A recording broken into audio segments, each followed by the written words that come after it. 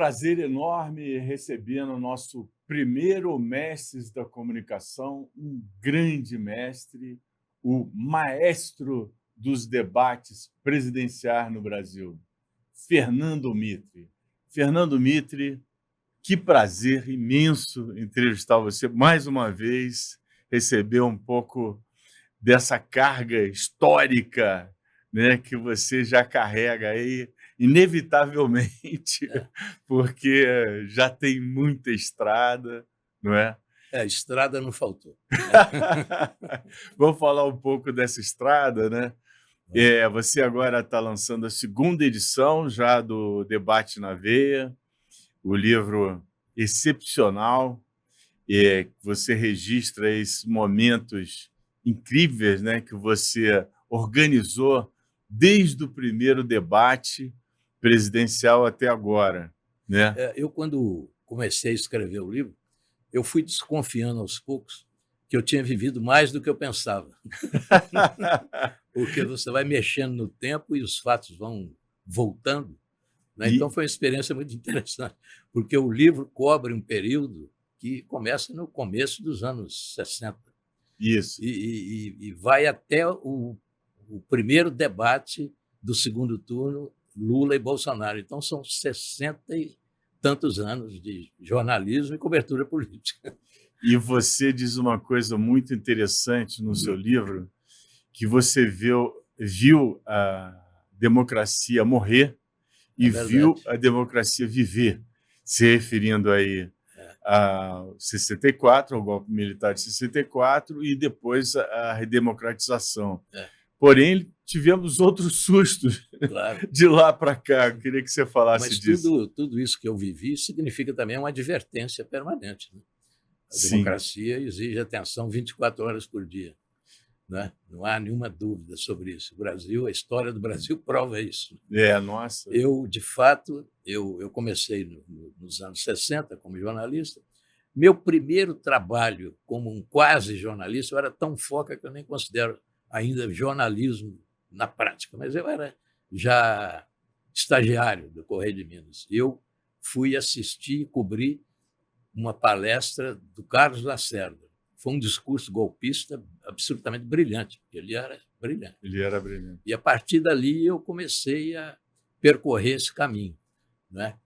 E me levou ao comício, em 64, o comício do dia 13, na Praça da Na Central do Estação, Brasil. Central do Brasil. Eu cobri o comício do Jango. Eu era muito jovem, imaturo, mas foi possível detectar ali que aquilo foi o canto do cisne. Então, eu vi claramente que a democracia estava morrendo ali, apesar do entusiasmo daqueles grupos todos que estavam organizados ali tentando defender o governo. Eu vi que não ia ter jeito, como não teve. Então, assisti, né, a democracia morrendo. 20 anos depois, já como diretor de jornalismo, eu cobrindo a jornada das diretas, né, tive a oportunidade de fazer algumas páginas do Jornal da Tarde, que foram páginas muito premiadas, que entraram para a história do jornalismo, não só pelas páginas em si, mas pelo conteúdo delas, né, claro. É a E eu vi retomada. ali a democracia renascendo, né, de maneira absolutamente espetacular, né? O povo na Espetacular. rua, como nunca se viu, né? Aquilo foi uma coisa que Muito é emocionante. muito Muito emocionante, né? emocionante. E depois vi a democracia se consolidando nos debates presidenciais. É. Também muito emocionante, porque ali naquele estúdio da Band, eu me lembro, né? Claro, como se fosse ontem, aquele primeiro debate, depois de 20 anos de ditadura, você vê um candidato do Partido Comunista, tudo ao vivo, um candidato social-democrata, um candidato que era vice de um general, o Aureliano, Legal. um novo trabalhismo, que era o Lula, o trabalhismo getulista tentando um novo caminho, que era o Brizola. Na social-democracia, já falei, Mário Covas, você tinha Sim. o Afif, aquele capitalismo do Afif, E o Caiado já estava lá. O Caiado Agora firme de ali, novo. está voltando. O Caiado, nos próximos debates, quem sabe, o Caiado pode estar. Pô, E o Lula tá também. tentando, E tá o Lula tentando. O também. Lula também. Aliás, eu entrevistei o Caiado há pouco tempo e eu falei isso. Falei, olha, esse estúdio aqui está esperando. Né? Porque o Caiado era um, um candidato muito atuante nos debates. O Uhum. Lula, o Caiado e o Brizola, eles davam o tom daqueles debates. Né? E o Maluf também. Uhum. Tá? Mas o Caiado ele provocava aquela coisa toda, né? Na Constituinte ele teve um papel importante. Então, esse conflito ideológico, esse conflito de ideias ali no estúdio, depois de 20 anos de ditadura, foi uma coisa muito emocionante. Mais emocionante do que isso eram os colegas que eu via cobrindo. Alguns foram exilados, outros foram presos. Estavam todos ali trabalhando. Então, eles estavam comemorando duplamente. Primeiro, a alegria de estar cobrindo, né, aquele evento. E segundo, o fato de estar em liberdade depois de tudo que aconteceu. Então, foi muito emocionante aquilo ali. Um grande momento da Band, do jornalismo e da história política do Brasil. Agora, outra coisa que você diz é que depois disso caiu muito o nível do debate. Ah, sim. Uma coisa que eu fiz questão no livro é de mostrar os conteúdos de cada candidato. E alguns temas que estão ali, né, naquele debate de 89, e que continua aí. Os problemas estão aí. Né? Os problemas continuam iguais. É isso. E é impressionante como anda devagar, como tudo anda devagar no Brasil. Né? Havia alguns quase lugares comuns no discurso político, de um modo geral, que, saindo da ditadura, qualquer pré-candidato, qualquer candidato já encarava aquilo. E parecia que alguma coisa aconteceria, que a distribuição de renda, todos eles falavam. Você pode ver, nesse debate, distribuição de renda está lá. Combate à inflação, distribuição de renda, né, esse tipo de coisa. E até hoje? A inflação, teve o Plano Real que mudou a história da inflação, mas ela está aí, está aí, ameaçando. Distribuição de renda é um desafio permanente, que é o maior desafio do país. Né? E estagnada. Muito, às vezes uma medida aqui, outra ali, mas o assistencialismo jamais vai resolver isso. Tem que ser uma política estrutural, acompanhada de uma consciência nacional muito séria e muito forte. Né? Mas o fato é que os assuntos estavam lá. E a democracia agora voltou. Né? Infelizmente, estamos discutindo a democracia. Essa é uma discussão que não devia existir mais. Sim. Nós devíamos discutir conteúdos políticos. Achávamos que já estava superado esse ponto. Pois né? Mas descobrimos que não. E é assim mesmo. Isso vai continuar. Né? Se você pegar a história do Brasil, você tem história política recente do Brasil. Vamos pegar a recente. Você teve 1950... 54, você teve a morte do Getúlio. Aqueles grupos que estavam ali pressionando o Getúlio foram os mesmos que, um ano depois, estavam tentando impedir a posse do JK. Sim. Os mesmos que, em 61, estavam tentando impedir a posse do Jango, depois da renúncia do Jânio. Sim. E os mesmos que, em 64, tomaram o poder. Quer dizer, isso é uma história que tem uma coerência. Claro, tem também um aviso, porque esses valores continuam, é evidente. Né? E nesse momento que nós vivemos agora, mais recente, né, com aquela invasão do Palácio do Planalto, de Brasília, aquilo não apertou teu coração assim, putz, será que eu vou ver a democracia morrer de novo? Não, pelo seguinte, você lembra da reação? Teve uma reação bonita. Né? Sim, e a imprensa foi muito importante. Claro, aí, né? A imprensa foi fundamental, muito diferente de 64, que a imprensa estava toda envolvida no golpe. Exato. Então, muita diferença. Eu acho que é uma comparação possível, mas até para ver as diferenças. Né? Sim. Mas não há dúvida de que a planta tem que ser regada todo dia. Tem que ser regada, tem que ser regada. E aquela frase que virou lugar comum, né, que é o preço da liberdade é a eterna vigilância. Outro dia eu estava até procurando o autor dessa frase. É um orador não sei se irlandês. É um orador irlandês. Sim. Essa frase é dele. Depois vários autores apareceram. Mas é uma frase que vale. Vale até hoje e vai continuar valendo. Né? Sim. E, Fernando, você lá nos primórdios, né, lá nos anos 60, você acompanhou a democracia nessa evolução, com todos os percalços, houve evolução, de fato, né? Enfim, até o golpe, tentativa de golpe não aconteceu por causa de um certo fortalecimento, né, da democracia. E você também passou por percalços, né? Você foi preso, você também entrou numas histórias aí mais tristes aí, vamos dizer. Mas aí, como todo estudante, né, com alguma consciência política, eu fiz política estudantil, foi isso. Eu fui preso, como tantos colegas. Uhum. Eu lembro que, numa das minhas prisões, e quando eu saí, tinha um colega meu me esperando lá na porta, porque ele era um dos meus orientadores que tinha me levado para a prisão, que era o Paulo Haddad, que depois foi ministro. Na época do Plano Real, né? Não, ele foi ministro do Itamar. Do Itamar, então ele participou da elaboração. Depois que ele saiu, ele teve, né? Que aí o Fernando Henrique entrou.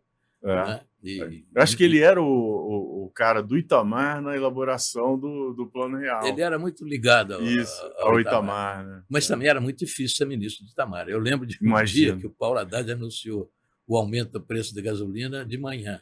Na hora do almoço, o Itamar falou não. Voltou tudo atrás. E volta. Com o Fernando Henrique, o Itamar não fazia essas coisas. Então, foi ali que a coisa, né, avançou.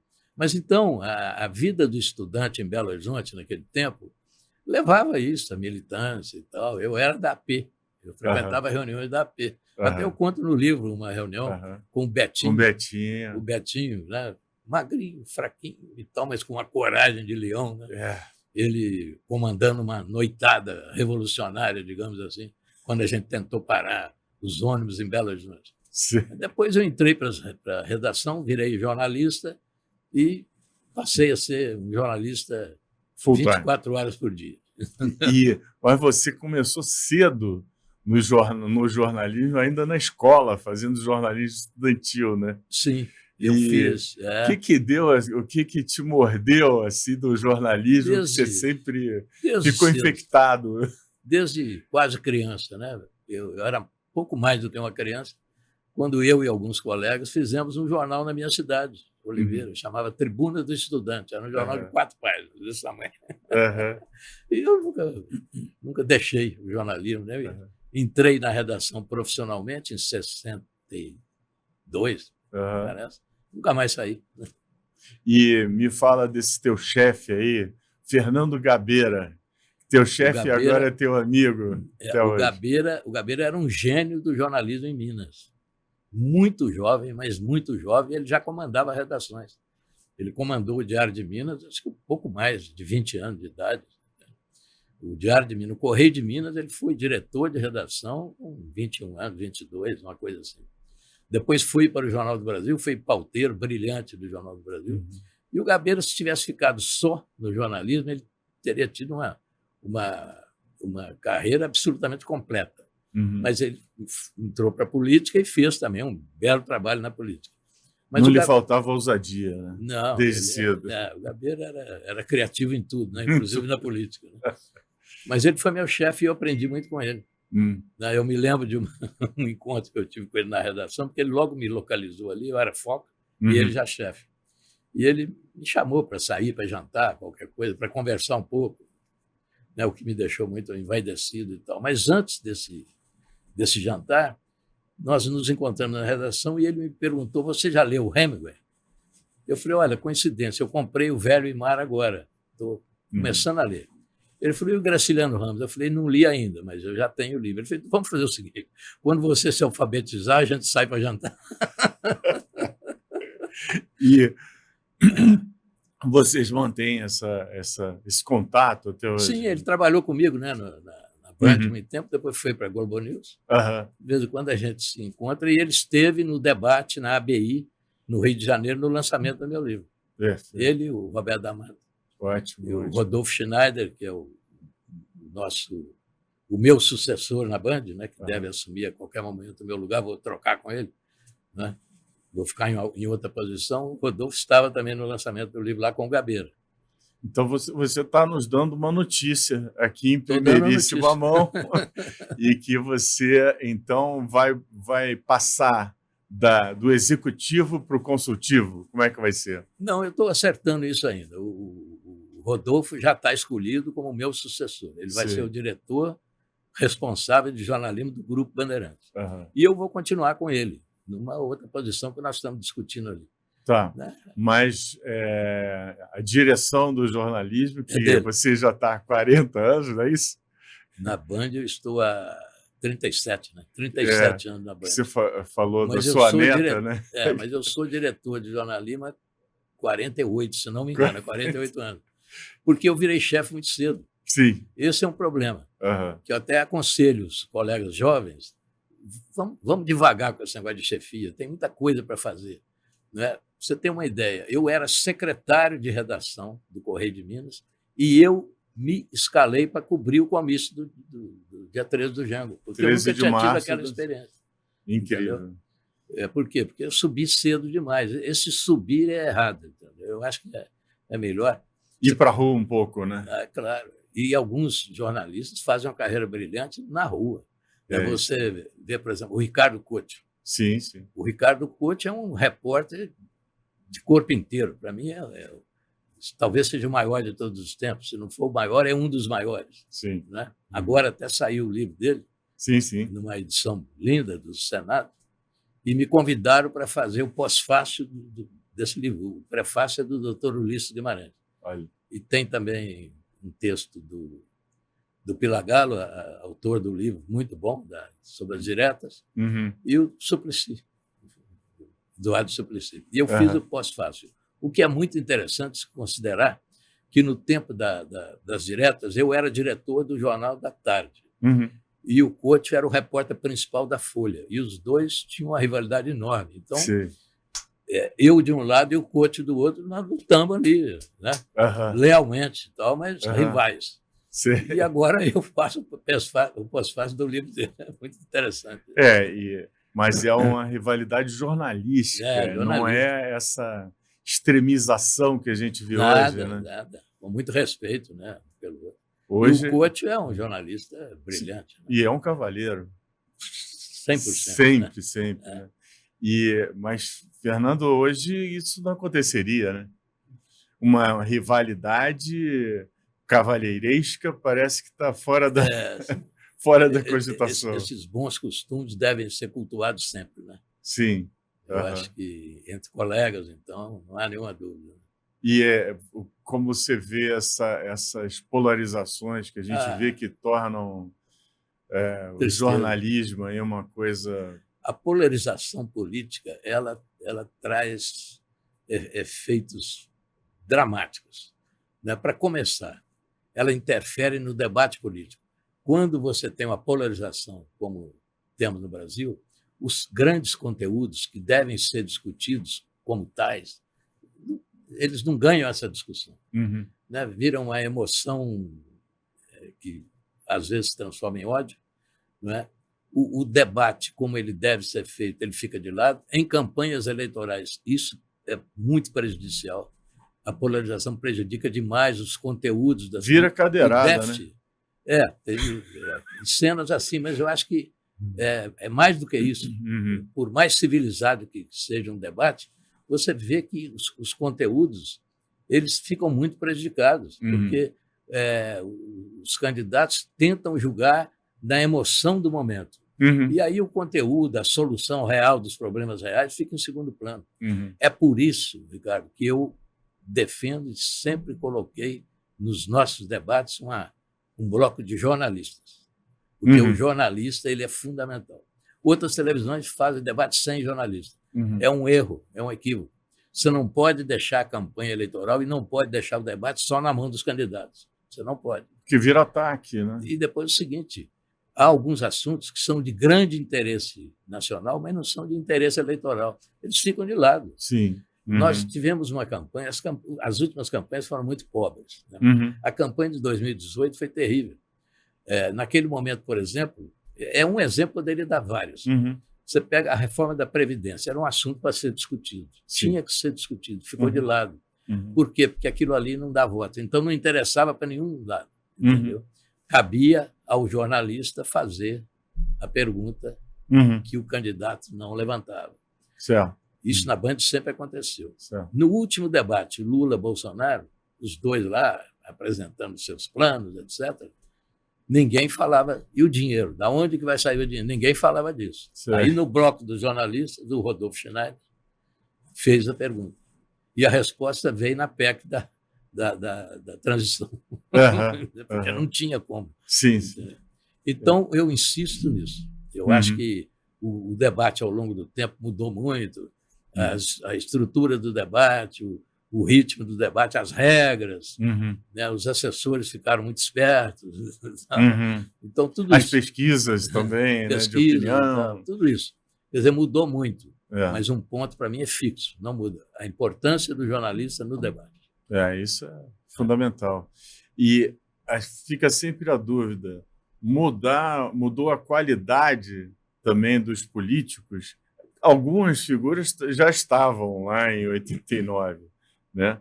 Mas a gente vê um surgimento aí de novos políticos e até a formação do Congresso muito diferente da que nós vimos, né, em 88, 89. Doutor Ulisses, lembra quando ele respondia isso? Credo. Falava, doutor Ulisses, porque perguntavam a ele, né? Sim. Esse congresso, doutor Ulisses, o nível está muito baixo. Ele falou, você não viu o próximo ainda. Por que será isso? Eu acho que vai se expandindo aí a participação política e acontece isso. É muito difícil explicar. Eu sei que em 89 eu tive assim uma oportunidade, eu e os jornalistas atuantes da época, nós tivemos a oportunidade enorme de entrevistar políticos que tinham muito a ver com o Brasil naquele momento. Então, você entrevistava o Mário Covas, você entrevistava o Fernando Henrique, que caminhava já para ser senador, você entrevistava o Lula, o Brizola. Era muito interessante a entrevista com o Brizola. O Brizola vinha daquele trabalhismo getulista, mas já pensando numa linha diferente da do Jango. Sim. Aquilo era muito interessante. Já era mais próximo dos sociais-democratas europeus. Depois, quando ele esteve na Europa, ele se encantou e a social-democracia se encantou com ele também. Ele voltou como o homem da social-democracia. E o Collor não apareceu em 89? O Collor, no primeiro turno, não. Eu fiz o diabo, corri atrás dele o tempo todo. Como você deve ter. Eu me lembro de um Roda Viva, porque na época a TV Cultura, você comandou o Roda Viva. É um programa que tem um lugar histórico, né? E, na época, o Roda Viva promoveu uma série de entrevistas com os candidatos. E escolheu lá alguns jornalistas que iam toda semana. Eu lembro do Clóvis Rossi, acho que o Mino Cati. Kupfer, eu acho, não? Kupfer estava. Me lembro deles. E foi muito interessante. Claro. E eu tentando fazer o meu primeiro debate na Band. Então, o Collor ainda... o Collor não se permitia encontrar comigo. A gente conversava. Governador, ficava te evitando. Mas ali terminou o programa do Roda Viva, eu pulei ali na arena e já fui falando com ele. Perda de tempo absoluta. Ele levantou naquele jeito majestático assim, dele. Aquela coisa assim, andando caminho do carro, e eu falando. Ele entrou no carro, fechou a porta, eu fiquei falando sozinho. Não foi. E hoje eu não tenho dúvida por que ele não ia. Ele não queria se encontrar com o Brizola. Entendeu? Ele acho que desconfiava que o Brizola ia pegar no pé dele. Ele não queria o Brizola. Em matéria de depois, conversando com o Leopoldo, o irmão dele, e o Leopoldo falou comigo, não, o Brizola ele não vai. Ele não vai. Essas regras aí, o Brizola fala o tempo todo. Né? Não queria. No segundo turno, aí fizemos o grande debate Lula-Collor. Eu participei pela Band, perguntando. E depois supervisionei a edição do debate, que deu aquela confusão toda na Globo. Sim. A Globo errou ali, naquele debate. Carregou na mão na edição. Né? Não que o Lula tivesse vencido aquele debate. O Lula não venceu. Foi o Collor mesmo que venceu. Mas o placar não era aquele. Você diz que quando o Lula entrou, você já viu que ele estava derrotado pela postura corporal. Ele estava suando. Claramente emocionado, estava com ódio. Entendeu?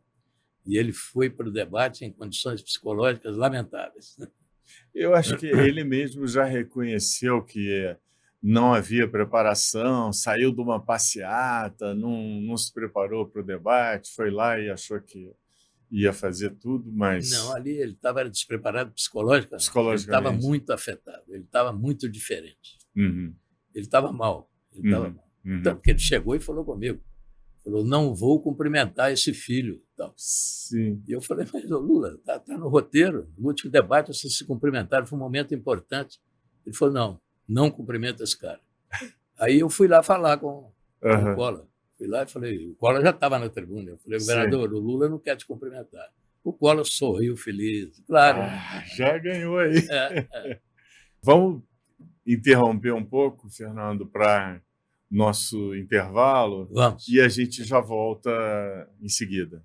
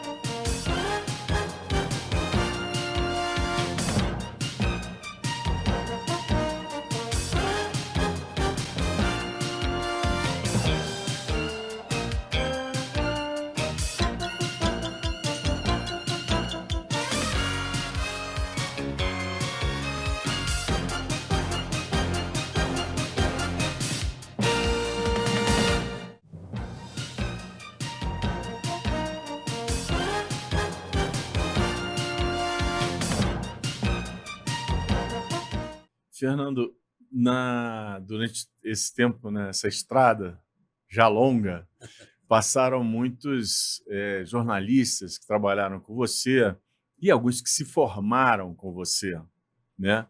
Alguns te consideram ídolo. Um deles é o André Basbaum, que agora é presidente da empresa BBC, brasileira de comunicação. Aliás, ele escreve no seu livro com grande carinho, né? Me fala um pouco da sua relação com o André. O André, ele chegou à Band, logo assumiu uma função importante no Jornal da Noite, fez lá um trabalho muito interessante, evoluiu muito ali o jornal na mão dele, depois ele foi para o Jornal da Band e fez um belo trabalho. A equipe de jornalistas da Band é uma equipe muito competente, muito competente. Nesse livro, são 4 colegas que escrevem. Exato. Aqui, né? O Basbal ajudou muito no debate. Uhum. E quando a gente organiza a cobertura eleitoral na Band, a equipe toda já entra naquele estado de espírito que é o compromisso, né? O compromisso aquela energia com a tradição, já, né? É o compromisso com a tradição, que não significa repetição. Essa tradição da Band é uma tradição que significa inovação, é sempre um passo novo a ser dado, é sempre um salto de qualidade, e o Basbal participou disso intensamente. Né? Ele te pediu algum conselho agora, não? Não, ele só me comunicou. Só te falou. Só me comunicou. Olha. Mas eu tenho uma ótima relação com ele. Ele escreveu um texto bonito aqui. Muito bonito. Junto com o Rodolfo Schneider, que escreveu também. Seu que sucessor. Vai assumir o meu lugar. Uhum. O André Luiz Costa e o Fernando Matter, que são jornalistas muito competentes. Uhum. Né? Eu tive também o apoio da Andressa Guaraná, que é um azougue. A Andressa é uma diretora de redação absolutamente brilhante, incansável, né? Jovem, então dedicada 100% à profissão. É impressionante o resultado dela. É a minha equipe. Tanto que eu digo, o trabalho que eu fiz na Band não é longe de ser um trabalho individual, é um trabalho de equipe, e esse trabalho de equipe tem o resultado que tem por causa do espírito de equipe que tem ali dentro. É uma coisa impressionante isso. A gente vê que só a questão dos debates que causam um grande prazer, um grande entusiasmo, né, nos jornalistas, claro, né? Outros assuntos igualmente causam grande entusiasmo. Eu acredito que, não sei o que você acha, porque a Band sempre viveu com restrição orçamentária. Então, acho que você consegue instilar essa energia diferente nos seus colegas. Mas eu levo uma vantagem, porque eu já encontro essa energia na equipe. Essa energia está lá. Quando tem, por exemplo, um fato de madrugada, eu não preciso chamar ninguém em casa. Entendeu? Às vezes chegam antes de mim. Entende? Isso é uma coisa que existe na Band, faz parte da cultura da empresa, e não tem como explicar. É que o ambiente lá realmente é muito bom. Mas eu acho que na Band, o que eu fiz que mais me entusiasmou concorre com o debate. E às vezes eu tenho dúvidas se são os debates ou se é esse projeto, que foi o projeto do bicentenário da independência do Brasil. Uhum. Nós fizemos uma coisa que eu acho que nenhuma televisão fez isso, em lugar nenhum. Uhum. Nós pegamos o fato histórico da independência, que é um assunto que você conhece bem, já escreveu sobre ele. Seu livro, aliás, está um sucesso, né? Está indo direitinho. Na última feira eu vi lá entre os mais vendidos. Está indo direitinho. É isso. Dom Pedro I na capa. Né? Mas eu peguei o Dom Pedro I, peguei a Princesa Leopoldina, peguei José Bonifácio, essa turma toda, eu tirei dos livros e levei para a televisão no horário nobre. Ótimo. Nós fizemos durante um ano o projeto bicentenário. Colocamos no ar 82 reportagens especiais no horário nobre. Maravilha. 4, 5 minutos cada reportagem. Uhum. Nós tiramos dos museus, da universidade, da escola, dos livros, levamos para o horário nobre da televisão. Maravilha. E foi um espetáculo. Ótimo. Então, nós fizemos 82 reportagens especiais, fizemos 12 programas de entrevistas, fizemos 8 documentários e mais uma porção de pílulas espalhadas ali. E foi muito interessante, muito importante, porque a resposta do público é que foi a grande novidade. Eu tinha dúvida quando eu comecei. Sim, entendeu? Claro. Mas ali, aquela resposta ali foi uma coisa. A Heloísa Stalin trabalhou como nossa consultora. Que é né? a Idealismo puro ali, né? Parceira da Lili Schwartz. Né? Aliás, ela ela faz essa contracapa minha aqui. Ela fez a... É, tá. Uhum. né? Tá certo. É isso. Ela é uma figura extraordinária. Ela foi importantíssima. Uhum. Né? Então, isto... E está no meu livro, está nesse livro aqui, sim. eu conto isso. Uhum. Foi um momento assim, muito importante da minha carreira e do jornalismo, de um modo geral. Porque, ainda tem muita história na história, né? Tem muita coisa. muita coisa para se mexer, né? E a independência ela é um desafio permanente. Né? Cada vez que eu leio um livro sobre independência, eu vejo outras coisas. Tem outros lados e tal. Eu já decidi que o processo de independência ele começa em 1808 e vai até 1831. É isso aí. Quando novo consenso entre os historiadores. É isso. É quando o Dom João vem de lá e quando o Dom Pedro vai para lá de vai novo. embora. E aí ficamos nós aqui, o Dom Pedro II era brasileiro. Tal. Segundo Paulo Setúbal, o Dom Pedro I foi cuspido do Brasil. Foi, não tem dúvida nenhuma. Essa coisa é muito engraçada. Termo, né? E ali é muito interessante, porque o Dom Pedro com a Assembleia, aquilo não existia. E o Dom Pedro era um autoritário. Total. Em Portugal, ele foi. A bandeira liberal foi Dom Pedro, mas ele era um autoritário total. Né? De raiz. Não é por acaso que ele fechou o Constituinte. Então, mas ali, Dom Pedro e a Assembleia, aquela fricção permanente, era um encontro e um conflito entre soberanias. Era o soberano contra o povo soberano. Exatamente. Né? E a gente mostrou muito isso na série. Tem que ser revisto. Está disponível no streaming, na Band. Isso entrou para os anais do Senado, várias universidades pegaram, e está aí. Tem que para as pessoas eu achei rever, muito importante, feito com muita seriedade. Né? E, Fernando, voltando aqui ao nossos debates aí, você fala de alguns personagens, né, que interessantíssimos e tal, que fazem parte da nossa história, né? Um deles é o Maluf, né? Maluf. Que ele chamava de maître. Aquele I dele virava... Era maître. A gente lembra assim E outras figuras assim, que você se lembra, assim, muito características. Não, também. Você tem figuras que são afeitos ao debate. Eles parece que nasceram para o debate. Entendeu? Então, e quando você tem um candidato desse tipo, isso ajuda muito, né? Porque o programa televisivo ele tem que ter atrações, né? Então, claro. Né? Então, quando calha, eu tive naquela eleição em que disputaram o Serra, a Dilma, Serra, Lula, Ciro e Garotinho. Serra, Lula, Ciro e Garotinho. Olha esses quatro. E isso primeiro turno, hein? Porque o debate do primeiro turno geralmente é mais difícil, porque tem muitos candidatos, tem regras e tal. Mas com quatro, e sendo esses quatro, você tem um espetáculo garantido. Né? E ali é com conteúdo e tudo. Dá certo. É possível apostar antes daquele debate que você vai ter um grande debate. Nesse caso, era possível. E aconteceu muita coisa interessante. E muita lição para quem quiser analisar debate, que não é simples. Debate não é o que parece, eu sempre digo, o resultado do debate é uma coisa muito diferente daquilo que você está vendo no vídeo. Pode ser muito diferente, e geralmente é. No caso desse debate que nós fizemos, o Garotinho ganhou o debate. Se você considerar o debate como um espetáculo televisivo, não tem dúvida nenhuma.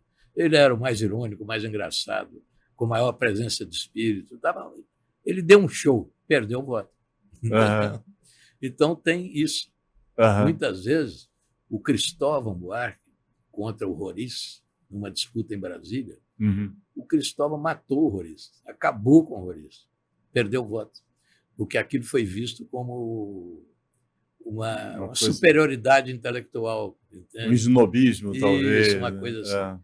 Então, é muito interessante a análise do debate. Quando se faz um debate, geralmente começam aquelas manchetes, né? Debate morno, debate não sei o quê. Então, eu olho para o resultado, nós vamos ver depois. Sim. O famoso debate Lula-Alckmin. Né? Hoje, ironicamente, o Alckmin é o vice do Tá Lula. ali, aham. Mas o Alckmin entrou naquele debate com uma ferocidade que não é dele.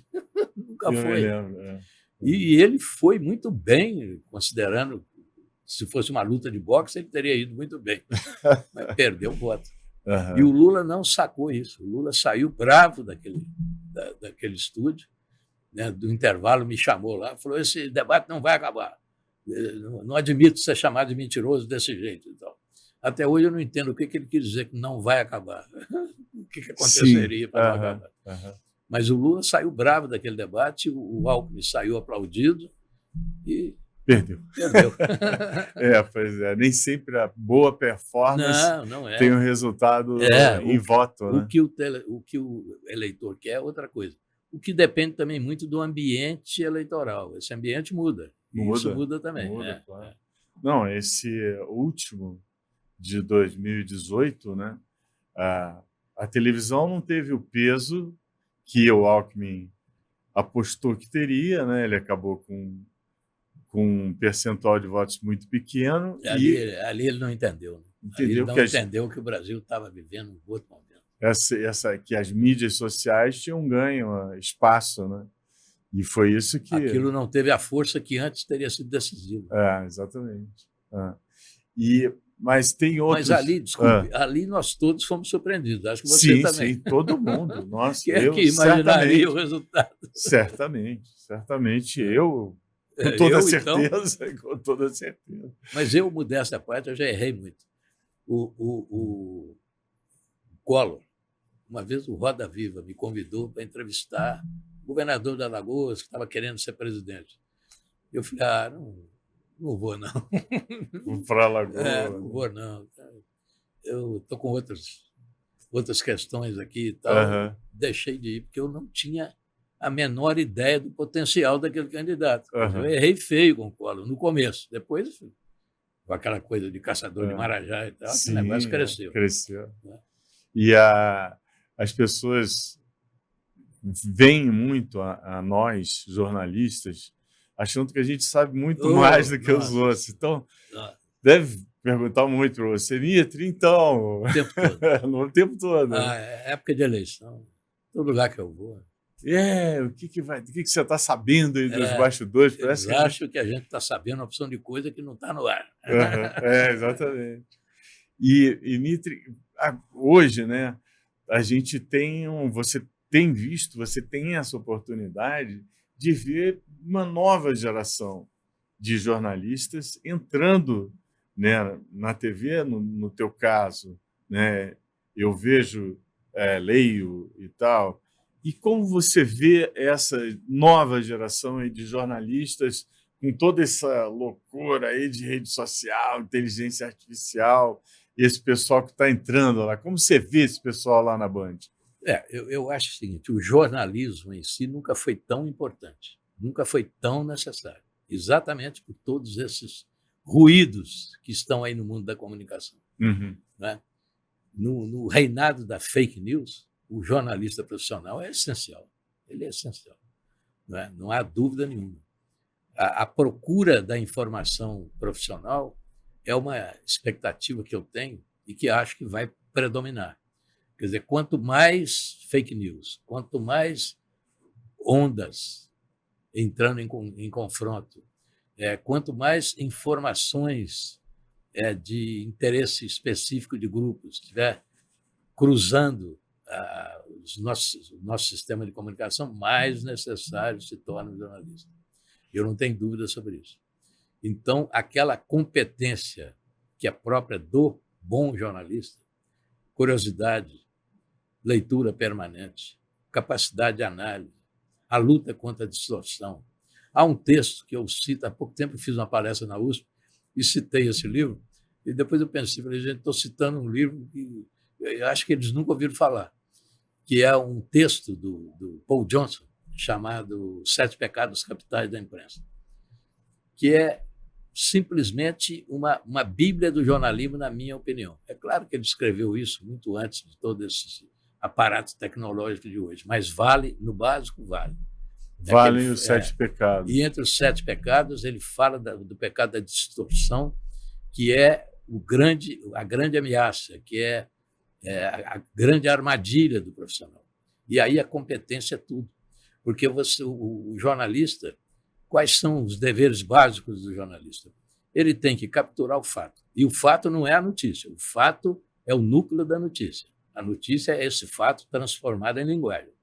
Então, aí você precisa de muita competência, porque entra o pecado da distorção, começa aí. Uhum. E, como diz o Paul Johnson, tem dois tipos de distorção. Tem a distorção voluntária, que essa é criminosa e não tem limites, né? O mal que isso aí pode fazer, e a distorção involuntária, que está aí o tempo todo.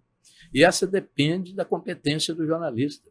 Você capturar o fato, vestir esse fato de linguagem, dar uma precisão a essa linguagem não é fácil. Então, esse é um desafio permanente. E nesse mundo de fake news, muitas vezes por ingenuidade, negligência, ou mesmo incompetência, ou imaturidade, você pode colaborar com um problema grave. Não é? Sim. Então, eu acho o seguinte, o jornalista, o desafio para o jornalista aumenta. A necessidade da competência aumenta. A necessidade do jornalista, a necessidade social do jornalista, do trabalho do jornalista aumenta. Então, eu vejo a profissão assim. O desafio é muito maior, a competência sempre foi exigida e isso é básico, mas agora talvez mais ainda. Mas para o eleitor, para o leitor, para o receptor, né, para aquele problema. Que é ele, como ele distingue isso? Esse né? é o problema e essa é a minha esperança. Com o tempo tudo evolui, o mercado tem que evoluir, o consumidor da notícia também tem que evoluir, ele tem que aprender a procurar onde está e onde não está, ele tem que saber distinguir o que vem da bolha e o que vem de um trabalho profissional. Senão não tem salvação. Entendeu? Eu há pouco tempo fui na recepção aí, em algum lugar, me cercaram para conversar. É a turma da bolha, entendeu? Eles não tinham uma informação objetiva, é tudo subjetivo. E o pior é que eles acham que é objetivo. Acho, mas eu acho que a solução estaria na reação desse público. Você recebe uma informação e você gosta muito dela. Põe essa informação em dúvida, vê se é isso mesmo. Porque o que acontece é o seguinte, gostei muito disso, vou passar para frente. Não sei se é verdade, se é mentira, geralmente é mentira. Que é o que mais acontece. Claro, né? e a fake news ela não é propriamente uma mentira em estado bruto. A fake news é uma deformação de alguma coisa que tem sempre uma base. É sempre a partir de alguma coisa. Sim. Né? Mas é um desafio enorme. Tá? E a gente vê que o próprio meio, né, como no caso dessas redes sociais, elas reforçam muito as bolhas. Muito. Né? Então, as bolhas ficam muito enquistadas. Muito. Né? Então, tem uma bolha pró tal coisa, outra bolha pró tal coisa, com os seus mandamentos, e essas bolhas vão apertando o pessoal que quer refletir. Vai tomando o lugar da informação objetiva. E da crítica, que é a nossa base também. Né? É por isso que eu tenho essa esperança mesmo, eu tenho. Agora, existem aí algumas diferenças também. Tem a bolha fanática, a bolha do ódio, e tem o jornalista engajado que acredita no que está falando. Sim. Eu tenho muito isso. Eu estou longe desse tipo de jornalista engajado militante. Estou longe. Entendeu? A minha militância é com a notícia. Eu procuro a notícia. Depois eu vou trabalhar uma opinião. Porque eu acho que o jornalista, o primeiro dever é com a realidade factual. Isso é o primeiro dever do jornalista, sagrado. O segundo é dimensionar essa realidade, dimensionar esse fato. Terceiro, dar sua opinião crítica. E, quando você faz isso, você está cobrando dos poderosos e de quem tem força na sociedade em relação àquela notícia. Esses são os 3 deveres básicos. Com isso, você pode atender maravilhosamente a sua profissão. Agora, isso sofre deformações o tempo todo. Né? Mas a evolução vem com a qualidade. É muito dinâmico, chegando. Né? Como o próprio fato precisa de muitos pontos de vista, toda hora está mudando. E tudo Não, e tem também muita circunstância perigosa em si. Você lembra da eleição, na véspera da eleição, em que o sequestro do Abílio Diniz foi descoberto. Sim. Eu estava, naquela noite, pondo o jornal no ar. Entendeu? Eu recebi uma foto de todos os sequestradores com a camisa do PT. Todos. E o jornal ia entrando. O que é que eu faço com isso aqui? Entendeu? E eu contei, e isso foi muito importante, com a sabedoria e a calma do comando da Band. O senhor João Saad, na época, eu tratei com ele, ele foi sábio, porque ele deixou comigo e me acompanhou. E eu tive uma ideia que foi uma ideia salvadora. Eu falei, se eu deixar de dar isso aqui... Todo mundo vai me furar. Pode ser um problema grave. Se eu der isso desse jeito, eu posso interferir na eleição de uma maneira absurda. É evidente que isso aqui é fajuto. É uma armação. Aí eu tive a ideia de ligar para o ministro da Justiça, Saulo Ramos. Liguei para ele e falei, Saulo, eu estou com um problema aqui, que é essa foto que a polícia distribuiu. Putz. Então eu tenho a obrigação de dar, porque a polícia distribuiu isso aqui. Agora sabemos que isso é uma mentira. Eu estou perguntando ao ministro da Justiça, primeiro, o que ele acha disso, e segundo, se eu posso chegar com a minha equipe aí para você falar sobre isso. Na hora, o Saulo, falou, pode mandar a equipe, isso é uma mentira e eu quero dizer isso. Eu agradeci a Deus. Aí o jornal entrou, eu dei a foto e em seguida o ministro da Justiça dizendo isso é um absurdo, isso não sei o quê, essa foto está circulando por aí, pronto, resolveu o problema. E como os outros deram? Sabe que eu não lembro? Nem lembro. Eu nem lembro, viu? Mas às vezes não com tanto cuidado, né? Eu não lembro. É que o meu jornal era o primeiro. Tá, depois então, aí depois já veio a coisa desmentido. já... Porque o primeiro jornal se o ministro problema. fala, e o ministro fala. O ministro falou, aí já salvou a vida dos outros. Salvou, exatamente. Não, são momentos difíceis. Momentos complicados. Eu queria que você falasse de outros problemas, outros momentos de aperto que você teve. Não, eu tive um outro momento parecido com esse, que foi na última eleição. Não sei se você lembra, faltavam alguns dias para a eleição, e um ministro e um assessor do governo Bolsonaro deram uma coletiva ao vivo em frente ao Palácio, falando da deformação do sistema de distribuição do material eleitoral nas rádios do Brasil. Você lembra disso?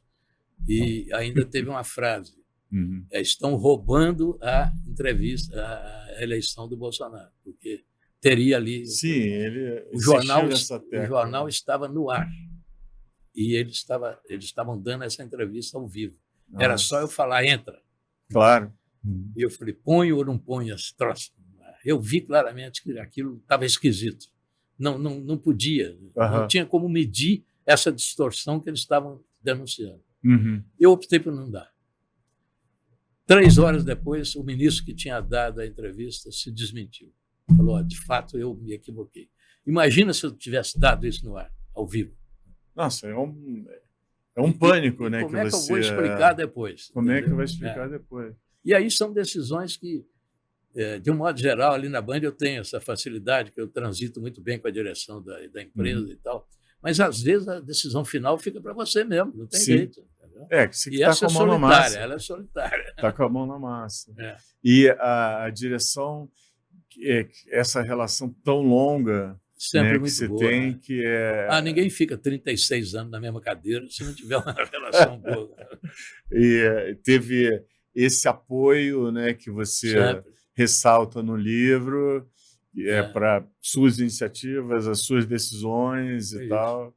Como os debates, né? Os debates sempre tive o apoio dos acionistas e tal. O Johnny sempre apoiou muito os debates, o João apoiava. Sim. Eu nunca me senti sozinho fazendo debate, nunca. Sempre com a equipe e com a empresa.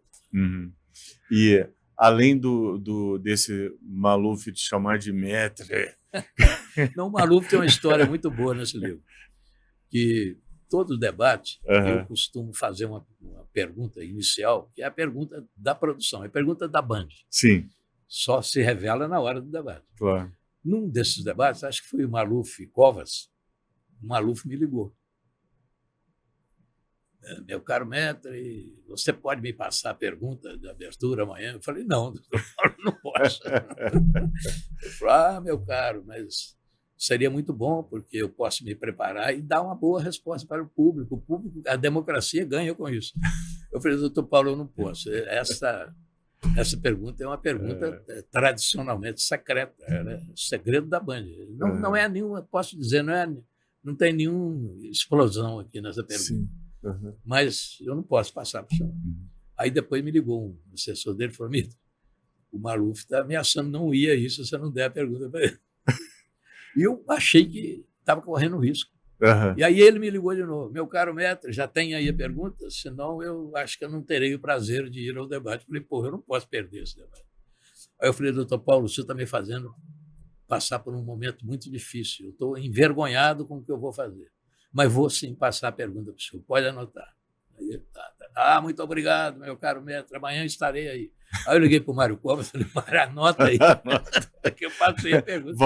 Ele falou, mas isso não é segredo da Band? Eu falei, agora não é mais. Não, e é esse jogo que tem que... Um jogo de cintura ali, se você for rígido, você não faz debate. Não faz. O meu amigo Alexandre Machado, grande jornalista, tenho o maior respeito e amizade por ele. Quando eu fui fazer o primeiro debate, estava faltando ali o Mário Covas para fechar. E eu liguei para ele e falei, Mário, temos debate. Ele falou, estou com um problema. Eu já fechei com o Alexandre Machado que ele tem, no programa dele, no dia do seu debate, eu estou lá. Eu falei, Mário, pelo amor de Deus, no dia do meu debate, você está no debate. Ele falou, olha, eu tenho o maior prazer em ir ao debate, mas fale com o Alexandre. Ele é seu amigo, vocês vão se entender. Eu liguei para o Alexandre e falei, Alexandre, eu preciso que você libere o Mário no dia tal, que é o dia do meu debate. O Alexandre falou, não vou liberar nada. Eu tenho meu programa aqui, é outra televisão, a amizade é outra coisa. Eu falei, Alexandre, é um momento histórico que eu estou preparando. Ele falou, mas eu não vou te ajudar no momento histórico, não. Eu vou fazer o meu aqui, que também é histórico, não deixa de ser. Eu falei, Alexandre, você está prejudicando profundamente o meu projeto. Ele falou, eu sei disso, mas eu vou prejudicar. Não conte comigo.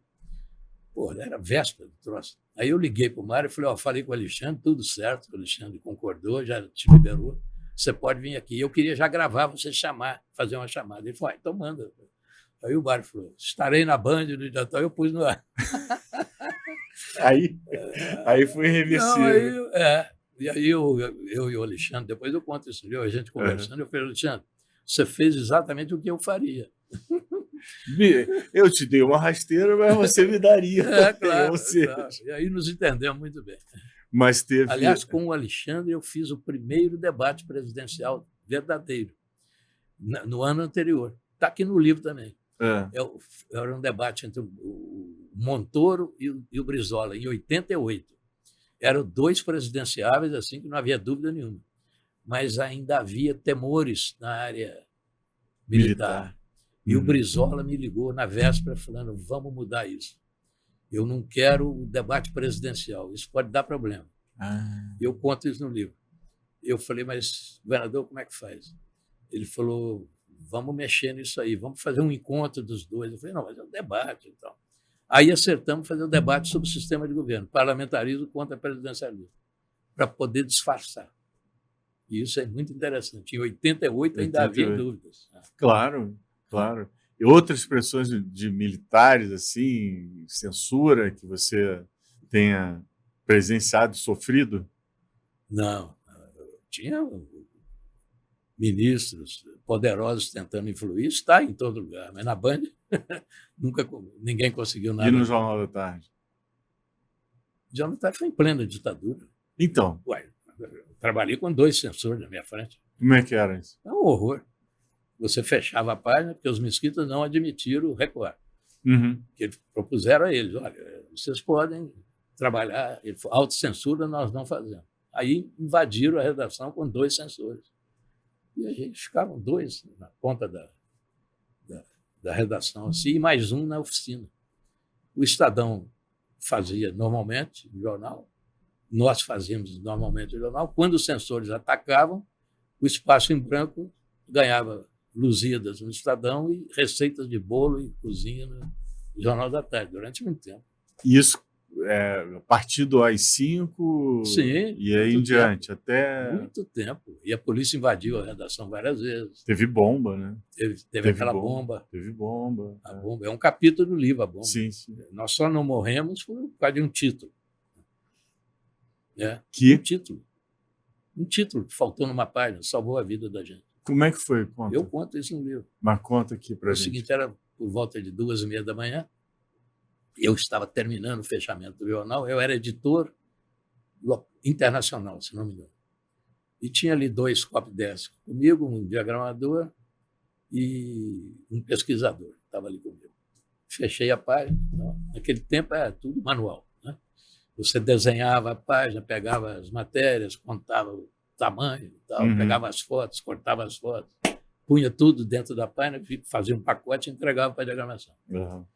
E fizemos isso e tal. E saímos. Abriu a porta da redação, eu saí com a minha equipe, uns 4 ou 5 ali, para pegar o elevador. O elevador abriu. Quando a gente ia entrar, o diagramador, que recebeu a página, abriu a porta e falou: Mito, está faltando um título. Eu falei: caramba, essa hora e tal. Aí a turma falou: Mito, nós vamos descer, você faz o título. E eu falei: não, não vai descer nada, vem comigo, todo mundo aqui. Aí eu voltei com a turma, peguei lá, fiz o título que estava faltando, aproveitei e arrumei. Você lembra? Não. Um título qualquer. Título. Eu lembro do que eu fiz depois. Arrumei uma foto, refiz a legenda, arrumei alguma coisa ali, fechei e falei: vamos embora. Descemos. Na hora que nós pusemos o pé no elevador, explodiu a bomba. Uma explosão enorme. Se nós tivéssemos descido, ou se alguém tivesse descido para me esperar, seguramente, porque nós íamos virar à esquerda do prédio para ir para o Gigeto, o restaurante Gigeto. Foi onde explodiu a bomba. A possibilidade de nós sermos atingidos pela bomba é enorme, de 90%. E fomos salvos pelo título. Aí voltamos, fizemos uma tremenda edição e eu escrevi essa matéria. Fomos salvos por um título. Eu fui contando isso. E a bomba estava perto de onde vocês passariam, isso? Do lado. Do lado, fora do prédio. Fora do prédio. Fora do prédio, no caminho do Gigeto. Isso. Que era... Onde vocês trabalhavam era no Hotel Jaraguá, né? Onde Martinico do lado do Hotel Jaraguá. Isso. É isso. Nossa, momentos aí... Momento terrível. Terríveis, né? E... Agora, invasão da polícia teve muito na redação. Chegavam os sensores e... Não, sensor não. O sensor ia para lá e ficava lá. Ficava. Não, a polícia invadia mesmo para segurar o jornal, não deixar sair. Eu me lembro quando saiu aquele editorial Instituições em Frangalhos, que produziu aquela reação toda da ditadura, a polícia invadiu o jornal, invadiu a redação e não deixou sair o jornal, nem Jornal da Tarde, nem Estadão. E nós pusemos o jornal na rua por uma outra porta, que a polícia guardou uma e nós saímos pela outra. E sempre nesses momentos políticos mais tensos tinha esse perigo, né, da polícia chegar e segurar. Né? Sempre. Agora, teve um momento